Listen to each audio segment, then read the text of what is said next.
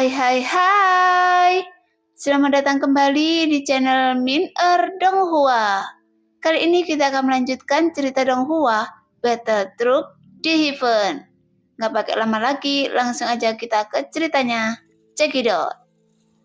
Di bawah ledakan yang terus-menerus, sebuah pukulan telak dari keduanya terus saling berhadapan selama lebih dari 10 nafas tanpa henti. Tinju Xiaoyan menyemburkan api dan guntur, sedangkan pukulan sosok dewa asli energi iblis hitam yang bergejolak dengan sangat liar. Mereka terus terjalin bersama dan melahap satu sama lain sebelum meledak dengan keras. Anda dapat menggunakan trik apapun yang Anda miliki, tapi di bawah tangan iblis kuno saya, semuanya akan sia-sia. Sosok besar itu terus mencibir. Jelas bisa menjadi senjata warisan dewa asli. Kekuatannya terbukti dengan sendirinya, dan yang paling penting adalah pada saat tubuh dewa asli mengembang hingga ribuan kaki, tangan iblis kuno juga dapat mengembang menyesuaikan ukurannya. Hanya dengan cara inilah dia dapat sejalan dengan seni bela diri yang diwarisi dari dewa asli. Pada saat ini terdengar suara tajam datang dari tangan, karena secara bertahap kepalan tinju Xiaoyan runtuh. Bahkan dalam waktu singkat, daging dan darah di tangan Xiaoyan meledak. Jika situasi ini terus berlanjut, maka kekalahan Xiaoyan sudah dekat. Saat ini, darah dan daging berceceran, sehingga pemandangan menjadi semakin berdarah. Sekarang Xiaoyan telah mengatupkan giginya. Hanya saja, ketegasan yang terpancar dari matanya belum memudar. Meskipun Xiaoyan tidak memiliki warisan, namun hal itu bisa berubah seiring dengan bentuk tubuhnya. Sebenarnya Xiaoyan masih memiliki baju besi energi api yang dibuat secara pribadi oleh nomor 8 dari alam dewa kekacauan. Sebelumnya, Xiaoyan khawatir jika dia menggunakannya, identitas akan terungkap. Tapi dalam menghadapi situasi hidup dan mati ini, Xiaoyan sudah tidak peduli lagi. Segera dengan sentuhan bola hitam langsung menyebar dengan sangat cepat dan langsung menyelimuti seluruh tubuh Xiaoyan dalam sekejap. Bahkan sosok yang tinggi hingga 3.500 kaki, baju besi Yangqi ini masih terkondensasi di tubuh Xiaoyan. Dan warna baju besi ini berubah seiring dengan warna nyala api Xiaoyan. Kemudian kekuatan hati api segera dituangkan secara gila-gilaan ke dalam baju besi Yangqi. Sehingga baju besi tersebut langsung menutupi kepalan tangan Xiaoyan. Bahkan kekuatan nyala apinya lebih kuat dari sebelumnya, sehingga dapat menutupi kekurangan kekuatan untuk sementara waktu yang membuat Xiaoyan tidak dikalahkan dengan cepat. Setelah Xiaoyan menggunakan baju besi Yangqi, kekuatannya sedikit meningkat lagi, sehingga mengejutkan lawannya. Namun meski begitu, tangan iblis kuno masih memancarkan aura iblis yang pekat dan masih melakukan tugasnya untuk menekan Xiaoyan terus-menerus. Tuar! Sebuah ledakan bergema di sekitar kedua tinju tersebut. Hanya saja untuk Xiaoyan dan semua kekuatan yang Xiaoyan bisa gunakan sendiri setiap saat, dan dia masih berpegang pada momen ini. Meskipun dalam tinju Xiaoyan juga telah memakan banyak energi dan darah dan kekuatan keabadian. Kekuatan sumber asli dari hati api dan jantung guntur dan pukulan ini juga merupakan perpaduan dari banyak kekuatan. Karena hanya dengan cara ini, Xiaoyan bisa bersaing dengan sosok di depannya. Anda harus tahu, kekuatan Anda semakin lemah dan kekuatan saya semakin kuat. Dan inilah perbedaan antara dewa asli bintang 9 Anda dan saya. Meskipun saya tidak sebaik dewa asli alam leluhur, tapi kekuatan saya juga telah mencapai setengah langkah alam leluhur. Jadi tidak peduli apa, Anda tidak bisa menjadi lawan saya. Oleh karena itu, Anda pasti akan mati di tangan iblis kuno saya, dan itu bukanlah suatu keluhan. Sebuah suara membosankan bergema lagi di telinga Xiaoyan. Jelas, meskipun di atas kepalan tangan Xiaoyan memiliki lapisan baju besi Yangqi, sehingga memberikan tingkat pertahanan tertentu. Tapi seperti yang dikatakan orang ini, bahwa kekuatan Xiuyan semakin melemah. Bagaimanapun, konsumsinya sangat besar, yang membuat dalam waktu singkat baju besi Yangkit di kepalan tangan secara bertahap runtuh, sehingga daging dan darah Xiuyan dapat terlihat lagi, dan dia juga terguncang.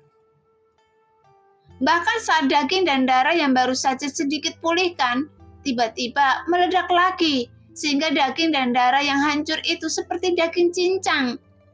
Dengan cepat pecah karena dampak dari ledakan dan memperlihatkan tulang putih di bawah daging dan darah di seluruh kepalan tangan Xiuyan. Sekarang, segala sesuatu di Meridian dengan cepat runtuh di bawah kekuatan yang tak terbayangkan ini, yang membuat Xiuyan dapat merasakan rasa sakit yang luar biasa di dalamnya. Meski begitu, Xiuyan tetap tidak menarik lengannya karena dia berpikir karena pukulan ini bisa bertahan sesaat, maka Xiuyan harus bertahan lebih lama lagi. Sebelumnya, kehendak dunia Dewa Iblis Abadi memberikan keberuntungan 3 kali, dan saya sudah menggunakannya sekali untuk berurusan dengan Wanji sebelumnya. Jika saya ingin menang saat ini, saya khawatir saya harus menggunakannya lagi. Gumam Xiuyan dalam hatinya. Jelas Xiuyan juga merasakan bahwa ada kesenjangan besar dalam kekuatan tubuh fisik. Adapun alasannya itu karena ada tanda bintang tambahan di mata sosok besar itu, sehingga Xiuyan tidak bisa menandinginya. Tentu saja, inilah yang disebut seni bela diri warisan dari Dewa Asri, yang juga memiliki kekuatan yang sangat ganas. Dengan senjata yang dapat masuk ke dalam tubuh Dewa Asri, itu dapat meledak dengan kekuatan yang lebih besar. Pada saat ini, Xiuyan terus berpikir bagaimana cara mendapatkannya tangan iblis kuno ini, karena kekuatannya juga terlihat bagus. Hanya saja Xiuyan tidak tahu apakah dia bisa mengambilnya. Lagi pula, Xiuyan masih tidak tahu apa-apa tentang seni bela diri ini di benaknya, karena jika keberadaan ini di antara nyata dan tidak, maka Xiuyan tidak bisa mengambil semuanya di sini. Tapi jika itu ternyata peningkatan kekuatan, maka semua yang Xiuyan lakukan sia-sia.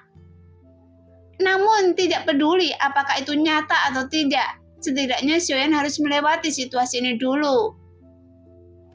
Setelah Xiuyan berpikir, dia juga mengambil keputusan, karena jika dia kalah, maka dia tidak akan merubah apapun. Meskipun kekalahan bukanlah hal yang buruk, tapi Xiuyan juga tidak akan mendapatkan banyak informasi berguna untuknya dalam pertempuran ini. Bagaimanapun, Xiuyan hanya memiliki sedikit pemahaman tentang ilmu bela diri dari Dewa Asli. Jadi Xiuyan juga berharap bisa mendapatkan keterampilan bertarung dari Dewa Aslinya. Setidaknya hal-hal seperti pencerahan bisa dihilangkan. Namun nyatanya, Xiuyan tidak yakin apakah yang dikatakan Cimi itu bisa dipercaya. Jika tempat ini tidak nyata, tapi mengapa ini termasuk tugas yang diberikan oleh penguasa alam Dewa Iblis? Selain membunuh 3 penguasa istana, tapi juga mengambil harta karun dari mereka. Jika dipikirkan baik-baik tentang apa yang semua terjadi, sebelumnya memang tidak masuk akal. Dan jika Xiuyan ingin memahaminya, maka Xiuyan harus memiliki pemahaman yang sangat tinggi tentang seni ilusi. Mungkin semua jawabannya ada di sini, dan hanya Goyan yang bisa memberikan jawaban sebenarnya. Itu runtuh, hancur, dan meledak. Klan Dewa Asli sialan, jadi semuanya pantas mati. Sosok besar Dewa Asli meraung yang membuat Xiuyan tercengang. Karena dalam kata-katanya, sepertinya penuh dengan kebencian terhadap klan Dewa Asli, yang menunjukkan klan Cimi dan klan Dewa Asli pasti memiliki keterkaitan yang tidak dapat dipisahkan. Lagi pula di masa lalu, avatar Dewa Asli Xiuyan juga diambil oleh klan Cimi. Saat dia bertemu ke Cimi lagi, klan Cimi juga ingin mengambil alih tubuh avatar Dewa Aslinya. Dan itu cukup untuk menunjukkan bahwa klan Cimi memiliki obsesi yang kuat terhadap klan Dewa Aslinya. Dan mereka hampir tidak pernah melepaskan orang kuat dari Dewa Asli manapun. Setelah tubuh Dewa Asli yang diambil, secara alami tidak berbeda dengan kematian klannya sendiri. Jadi perkataan orang ini juga membuat Xiuyan semakin penasaran bahwa apa hubungannya klan Cimi dan klan Dewa Asli. Hanya saja Xiaoyan tidak mengetahuinya, meskipun dia telah menggunakan teknik pencarian jiwa sebelumnya. Tapi kenangan orang-orang ini terjebak dalam ingatan yang berpintik-pintik tentang keberadaannya, sehingga Xiaoyan tidak dapat melihat kenangan masa lalunya. Jika tidak, Xiaoyan akan dapat melihat kenangan penguasa istana Zindian, karena Raja Iblis Fei Hong yang pernah menjadi avatar dari Tuan Jahat. Xiaoyan dapat mempelajari lebih banyak kenangannya. Pada saat ini, daging dan darah Xiaoyan terus-menerus runtuh, sehingga daging dan darah dari separuh lengan Xiaoyan menghilang, dan hanya meninggalkan tulang lengannya saja yang tersisa, yang menunjukkan Xiaoyan sudah tidak bisa menerima pukulan itu. Sekarang, Xiaoyan berencana untuk menggunakan keberuntungannya yang diberikan oleh kehendak dunia Dewa Iblis Abadi lagi, karena dia berpikir apapun yang terjadi dalam pertempuran ini, setidaknya dia harus bertahan hidup. Sebenarnya dalam hal, meskipun Xiaoyan memiliki beberapa rencana dalam hatinya, tapi Xiaoyan tidak menyangka bahwa dewa asli di Istana Wundian memiliki kekuatan seperti itu. Jadi seharusnya penguasa Wundian pasti sangat kuat. Sekarang Xiaoyan khawatir hanya keberadaan keabadian para dewa yang dapat menerobos. Dan ini hanyalah istana bawah tanah klan Cemi. Mungkin di atas istana bumi terdapat istana langit. Bagaimanapun kekuatan klan Cimi tidak perlu diragukan lagi. Jadi bagaimana mereka bisa menghilang dari dunia ini? Pada saat ini Xiaoyan sudah memiliki keraguan yang kuat. Bahwa Xiaoyan berpikir tidak mungkin keberadaan klan Cimi menghilang dari dunia ini. Segera Xiaoyan menggerakkan pikirannya sedikit dan bersiaplah untuk menggunakan kekuatan keberuntungan yang kedua dari kehendak dunia Dewa Iblis Abadi. Sama seperti saat dia melawan Wanji, karena hanya dengan cara itu dapat membantu Xiaoyan untuk melawan sosok besar dewa asli. Namun di tempat lain, sebuah sosok cantik yang mengenakan gaun putih yang telah lama mengamati pertarungan Xiaoyan. Mata indahnya tiba-tiba sedikit menyipit. Dan sosok yang seperti air musim gugur melonjak, sepertinya dia sedang berpikir. Orang ini sangat percaya diri, dia sudah jelas kalah dalam pertarungan ini. Mungkinkah dia ingin menggunakan kekuatan keberuntungan kehendak dunia Dewa Iblis Abadi lagi? Tidak, saya harus segera menyelamatkan orang ini. Jika orang ini dibiarkan membunuh sosok dewa asli ini sendiri, maka saya tidak akan punya kesempatan untuk mengendalikannya. Sekarang giliran saya untuk tampil, karena dia tidak menginginkan makanan lunak, maka saya akan memberinya makanan keras. Sosok cantik dalam balutan gaun putih dan bibir merah sedikit mengangkat sudut mulutnya, sehingga menambah sedikit lesung pipit muncul di wajah cantiknya. Kemudian sosok itu tiba-tiba menghilang dalam sekejap. Namun tepat ketika Xiaoyan hendak menggunakan kekuatan keberuntungan, tiba-tiba tinju dari sosok besar dewa asli langsung kehilangan kekuatannya. Kemudian sebuah cahaya dingin yang seperti pedang membelah dunia menjadi dua muncul dengan ganas. Nah, demikianlah cerita hari ini. Terima kasih yang sudah menonton video Min Earth sampai selesai. Sampai jumpa di video selanjutnya. Bye-bye.